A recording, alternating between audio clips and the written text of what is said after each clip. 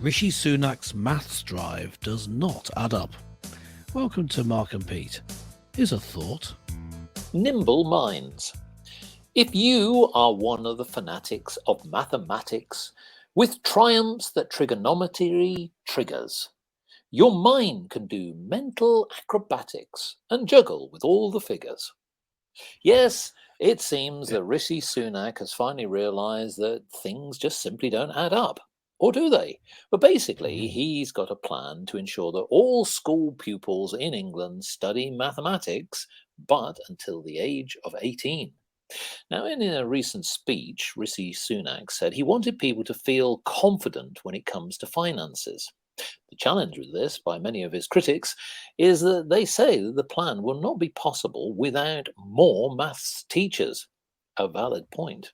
Clergyman Pete, I ask you, what do you think of his scheme, and do you think that he's got the right formula? Well, I'm going to go out on a limb here and say that actually what he's doing is a distraction, a deliberate Ah, distraction from failings in other policies. I mean, if you look at how um, the the country is doing badly, in fact, worse than other countries. I mean, you see the NHS as breaking point. You see strikes across the country. You see the the country recovering much slower from the problems, yeah, that it and other countries brought about by locking down ridiculously. Um, the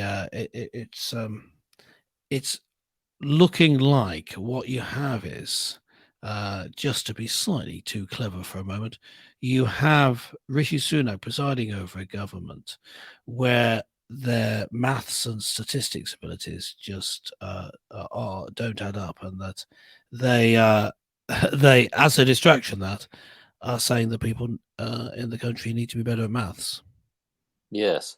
Well, indeed, It's I think supreme that irony, is there what is I'm a saying. sense of irony indeed that he's sort of identifying by stealth that there is a failure of decades where perhaps some people coming out of school aren't really equipped. In fact, just half of 16 to 19-year-olds study mathematics, according to Mr. Sunak. But this figure includes, of course, people doing science courses as well, where mathematics is quite integral. But what Mm. he is really trying to do is reimagine the approach. Now, if there genuinely is a numeracy issue, he thinks, and this is something that he's highlighted, in a world where data is everywhere and statistics underpin every job, let our children out into the world with those skills in letting our children down. Without effectively, the whole point is that you don't want to sort of leave them ill equipped. But mathematics is only part of the equation, in my opinion. What about the other things? Because in order to communicate statistics, you've got to have English language skills and cognitive reasoning and many other things. So it's not just about mathematics alone. So should it be much more of an integrated approach rather than just picking out on mathematics? So that would be my Well, point. I think the issue is, I mean, the issue is that, of course, he's talking about people studying maths up to 18 because they're just not up to the standard. But as I think integrated is right. There's been a principle for some years. I used to be a teacher in a secondary school, and this was the case then of cross-curricular teaching. So certain skills, certain subjects which use certain skills, um, are used across all the subjects. For example, in Yes. England, English is used, so that's a cross-curricular subject, and also maths. And so I would say, rather than saying no, you need to study it to a higher level and keep studying till you're 18, is Yes. to integrate it better and to bring out certain skills, to draw out certain skills that are needed in Well, everyday life. One that will become increasingly important is handling money and saving the pennies. You know, being yes. able to budget very effectively would be a Well, skill that you can learn from quite a young absolutely. age if it were From taught. from Yeah. a business perspective, I completely concur. I think that what's critical for a lot of business people, it doesn't matter what type of role you're taking, at some point in your job, you're going to have to contribute to budgeting.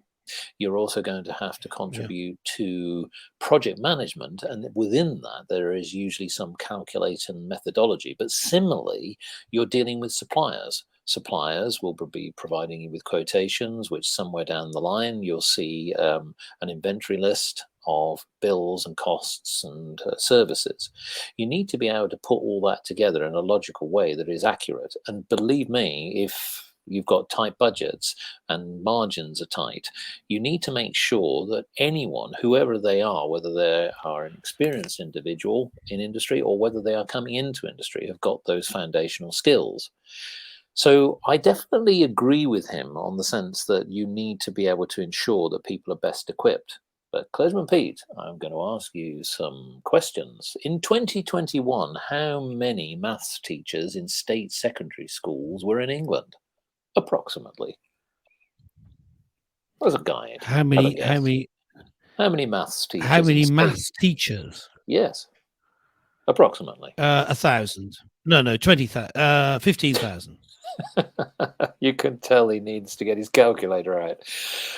No, there were 35,771 maths teachers. And that's right on the magnitude.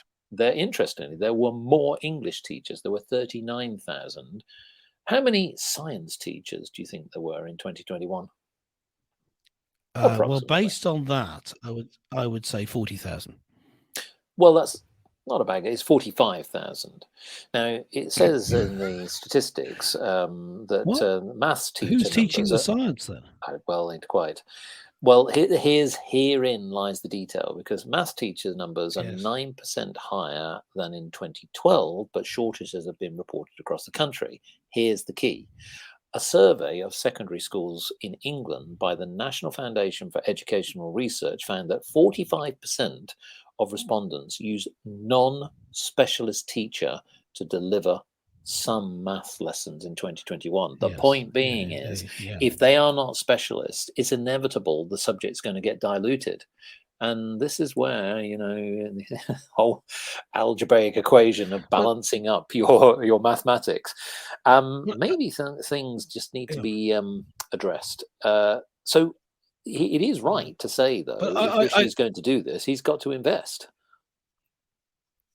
Yeah, he's got to invest, but again, I think this is the wrong way to do it. I mean, I think I'm right in saying maths is the most popular A-level subject already.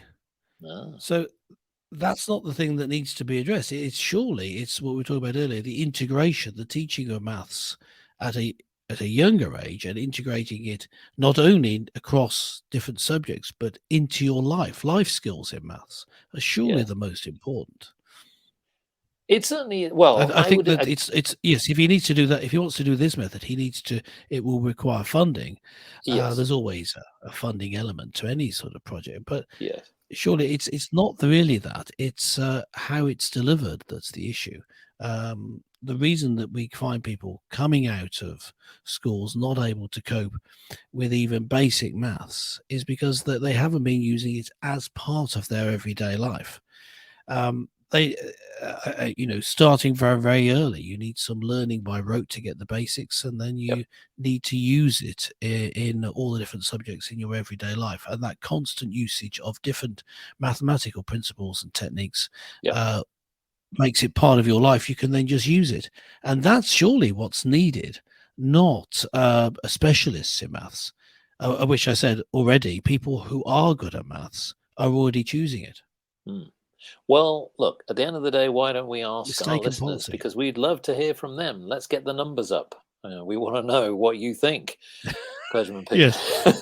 Always our number up. Yes, let us know. Please do leave a comment below. Go to markandpete.com. Make sure you subscribe, and you can make a comment on this and every episode. But for this episode, it's goodbye from Mark and myself, and catch you next time.